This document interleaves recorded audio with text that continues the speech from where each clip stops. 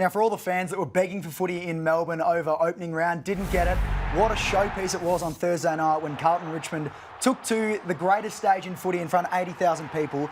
And, well, it could be the biggest upset of the year. And how about that from Seth Campbell as well? Could be the best celebration of the year as well. I've never seen that in a footy field.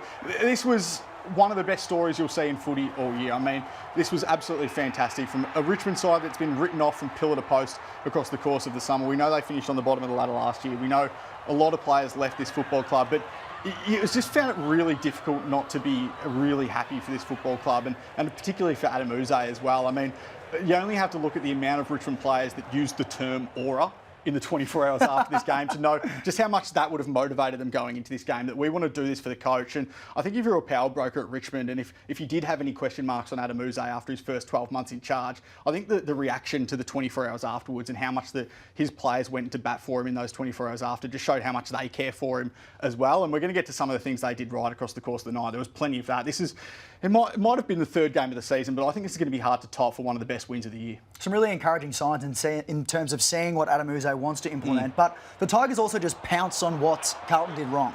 Yeah, some of this is just absolutely awful from Carlton. It's atrocious from Carlton, but a lot of it was born from the pressure that Richmond put on them. And they were 41 points down in this game. So it would have been very easy for a lot of young players to drop their heads and for this to balloon out to a 100-point loss. But the fact they were able to put the pressure on and get back into this game, I mean, that's just a skill error. That happened to Carlton all the way through, but they had the youngsters that were able to take advantage of that and pay for it. I've seen Adam Uze speak before about the fact that he wants this Richmond team to look like it did between 2017 and 2020, and it did on this night. I mean, these players are going to get better, the improvement in the team's going to get better, but a lot of what they did right looked like that Tiger team that we saw 5 or 6 years ago that was winning 3 flags in 4 years, and that's the greatest bit of hope that will give Richmond supporters across the course of the year.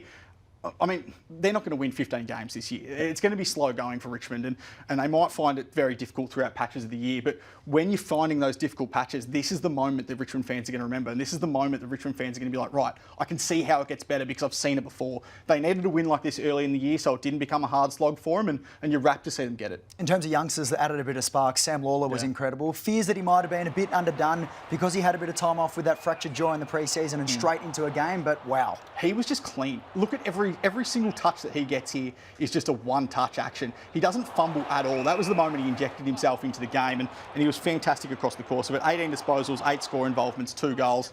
Kicked the sealer as well late in the piece as well, or the one that got Richmond fans really thinking they could win this game. So he was remarkable. I thought Luke Traynor was really good across half-back. I mean, there were large periods of last year where Luke Traynor, one of the other debutants for the Tigers, was considered a likely top 5 pick, and then he had some form and fitness issues back half of his under-18s year. He drifts out later in the draft, but they've got one there. And then Harry Armstrong did some nice things as well. So the 3 debutants for Richmond all contributed in different ways. But yeah, we spoke about Murphy Reid. It's going to be hard to top for the rising star, Nom, but I think if there is one man that's going to top him, it might be Sam Lawler. When things aren't going right under Voss at Carlton, it's often the inside 50 targets that are criticised. And when you don't have Charlie Curnow, you need them to be perfect, and they weren't. They just looked a disorganised football team. And I want you to look here, Xander, at how many times they bombed away to either Francis Evans or Zach Williams or Jesse Motlop, 1 out or 1 on 2 or 1 on 3 or outnumbered deep forward. I mean, they were without Charlie Curnow, but there's one, Zach Williams. He's got 3 men around him there. Here's another one from Lockie Cowan, just kicks it straight to the top of the goal square. To who? Who's under that footy? It's Jesse Motlop there. So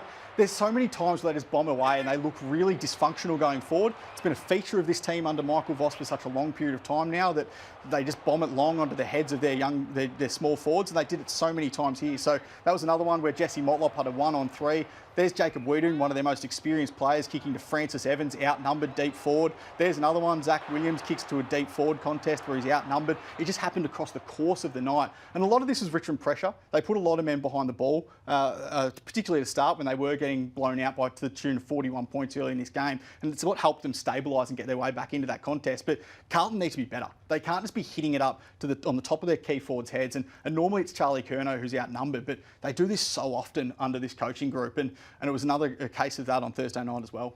41 points up they were in the second quarter, and Michael Voss, when addressing what a shocking loss it was post-match, was very open about how disappointing it was. No, it was pretty disappointing. Yeah, I'm not going to sugarcoat it. It was to be in the position that we were in early in the match and to sort of, I guess, give up that lead and that position was, couldn't be more disappointed.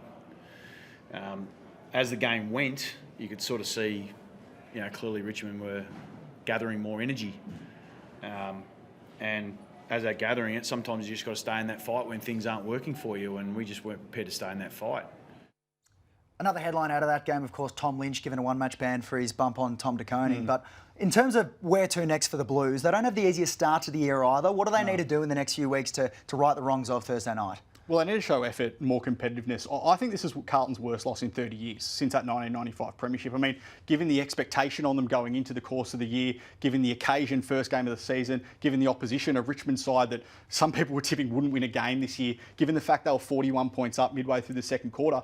I mean, I heard people say Richmond just crept over the line in the end, they just got the points, but they were a 10-goal better side than Carlton throughout that entire second half. And that's a really scary proposition for the Blues. They look disorganised. It can't all be their A-graders or no one. They've got to have players go with them, and they've got to get the list up to scratch in terms of that, in terms of building up the role players in this side. So, I mean, another difficult game Thursday night next week against Hawthorn. Then they've got the Bulldogs on a Friday night. Then they've got Collingwood on a Thursday night. They're in front of a lot of blockbuster crowds over the course of the next month, and they've got to improve rapidly. Otherwise, this season could spiral out of control for them.